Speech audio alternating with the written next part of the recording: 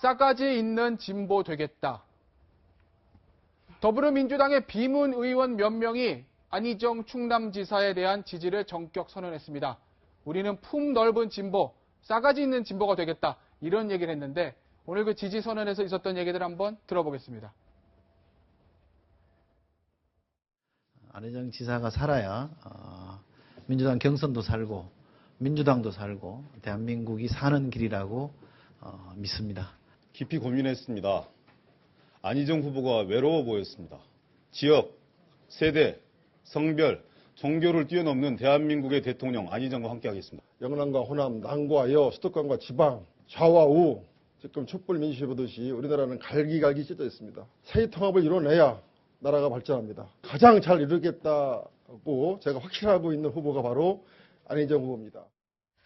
전에 진중권 전 교수가 싸가지 없는 진보라는 책을 내서 굉장히 화제를 모았었는데 싸가지 있는 진보라는 거죠? 안희정 지사가? 네, 그렇습니다. 지금 현재 우리 정치가 양극단에 의해서 서로가 서로를 배제하고 터부시하는 정치에서 이제는 상호 존중하고 그리고 적이 아닌 경쟁자라고 하는 그 관점에서 정치를 해야 되는 거 아닌가라는 생각. 그래서 합리적이고 그리고 개혁적인 그 정치를 해나가겠다는 게 바로 싸가지 있는 진보, 외연을 확장하고 상대를 존중하는 정치를 이야기하는 것 같고요. 아마 지금 현재 더불어민주당의 독주 독선 체제가 오히려 고정지층을 결집시키는 데는 도움이 될지 몰라도 대선 이후에 대통령이 되어서 국정을 안정화시키고 국정을 운영해 나가는 데서는 또 다른 하나의 또 난제로 작용할 수 있기 때문에 그런 상대를 존중하는 정치를 통해서 새로운 대한민국을 만들어 보겠다.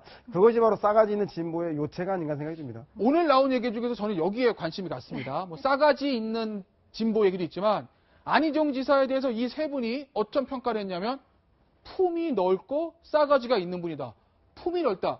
이 얘기를 많이 포용할 수 있다는 얘기 아니겠어요? 이거 어떤 의미에서 보면 대연정과 협치를 주장한 안희정 지사에게 힘을 실어주면서 문재인 대표의 가장 아픈 곳을 딱 꼬집은 게 아닌가 하는 생각도 드는데요.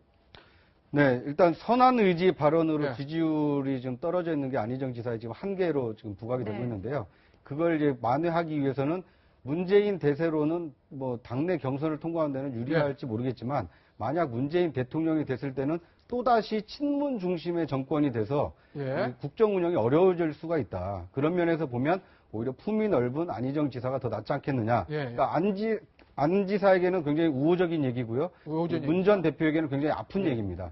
그러니까 지금 그 여야 그 국회 상황을 보면은요. 더불어민주당이 이 자유한국당의 어떤 분당으로 인해서 원내 일당이 돼 있지만 원내 과반 의석이 되지 않습니다. 그러니까 누가 대통령이 되더라도 안정적으로 국정 운영을 끌고 나가기가 굉장히 어려운 조건이거든요. 그런 면에서 보면 연정과 협치가 그 불가피한데 지금 문 전 대표처럼 대세론에 안주를 하고 또는 친문 세력이 똘똘 뭉쳐서 우리끼리 하면은 정권 교체 할 수 있다. 이렇게 해서는 당내 경선을 통해서 대통령이 될지는 모르지만 과연 대한민국을 안정적으로 이끌어 나갈 수 있겠느냐. 이걸 회의적으로 보는 이 중도 지지층 또는 약간의 이 진보적 이 보수 지지층 이런 사람들에게 어필하기 위해서 이 품이 넓은 후보는 안희정이다. 이렇게 얘기를 하고 있다고 볼 수 있을 것 같습니다. 근데 이제 기동인 비서실장이 아까 보니까 참 안 지사가 외로워 보였다 이런 얘기를 하잖아요.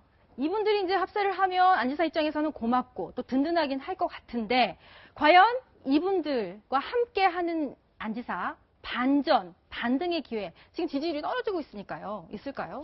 지난 2012년 대선 총선을 야당이 패배할 때 그때 이제 제일 많이 나왔던 게 이제 싸가지 없는 진보라는 게 나왔어요. 뭐 강주만 교수가 이제 책도 쓰기도 했는데 그 이야기가 뭐냐면 결국은 참 그 유시민 그 전 의원 같은 경우는 참 맞는 말이지만 굉장히 싸가지 없게 이야기한다는 게 있지 않습니까? 뭐냐면 자기들 독선에 너무 쌓였다는 즉 우리는 선이고 다른 사람은 악이다라는 것이죠. 즉 선이 악을 이겨야 된다는 그런 어떤 구도로서 항상 모든 것들을 판단해 왔다는 것이거든요. 지금 이제 문재인 전 대표가 그렇게 하시면 적폐청산, 청소, 대청소 이야기 한다는 것인데 우리는 선이고 자유한국당 악이다. 뭐 이런 식의 어떤 프레임을 만들어 나가는 거 아니겠어요?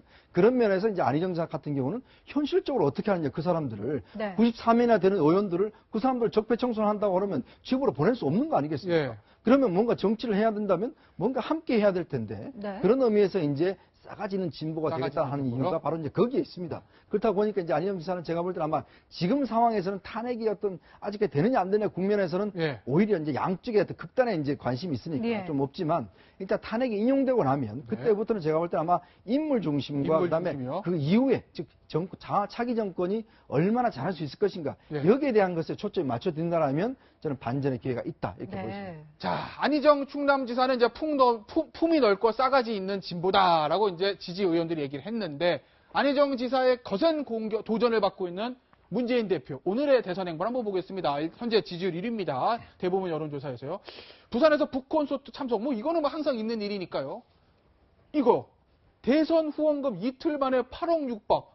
이틀 만에 8억이면 뭐 엄청난 액수 아닌가요? 그럼 문재인 대표가 아직까지 계속 뭐 힘을 받고 있다고 봐도 무방한 건가요? 이렇게. 그럼요. 지금 뭐 아시겠지만 그 일반 국민을 대상으로 하든 더불어민주당 지지층을 대상으로 하든 당선 가능성, 실제 누가 대통령이 되겠냐라고 물어보면 문재인 전 대표가 지금 뭐 67% 압도적으로 나오는 걸 보면 이미 대세론을 타고 있는 것 같고 당내에서에 있는 그 오늘 뭐 안희정 지사를 지지하는 몇몇 의원이 안희정 지사 캠프에 합류하긴 했지만 캠프의 면면을 보더라도 문재인 전 대표의 그 캠프는 거의 타워 팰리스라고 한다면 제가 볼 때 안희정 지사는 2층 그 양옥 정도 되는 수준인데 그런 정도의 세의 차이, 지지율의 차이, 그다음에 후원금의 모금의 차이가 있습니다.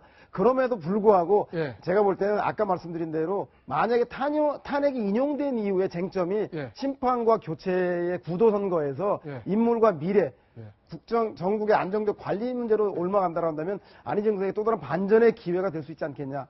하나만 제가 그 서영호 선수께 여쭤볼게요. 그러면 2층 양옥이라고 하셨잖아요. 2층 양옥이 타워팰리스 되려면 누가 합류해야 되는 거예요? 인물 면에서는 제가 볼 때는 뭐 캠프에. 친문이다 비문이다 이런 구별은 큰 의미가 없는 것 같고요. 의미 없어요? 왜냐하면 안희정 지사가 비문 진영의 결집체로 될 거라고 하는 일부의 그 보도나 비판적인 시각도 있는데 이미 안희정 지사 캠프에는 친노의 맹주들이라고 하는 친노 원조 멤버들이 많이 합류해 있지 않습니까? 그래서 현재 구도는 친문이냐 비문이냐 주류냐 비주의 구도보다는 오히려 아까 말씀드린 대로 그 리더십에 대해서 적폐청산이라든가 개혁과 반개혁이냐의 대립 구도로 볼 것인가 아니면 협치와 연정이라고 하는 상생으로 볼 것인가에 대한 리더십에 대한 문제 그런 것을 더 핵심적인 문제로 봐야 될 것 같다는 생각이 듭니다.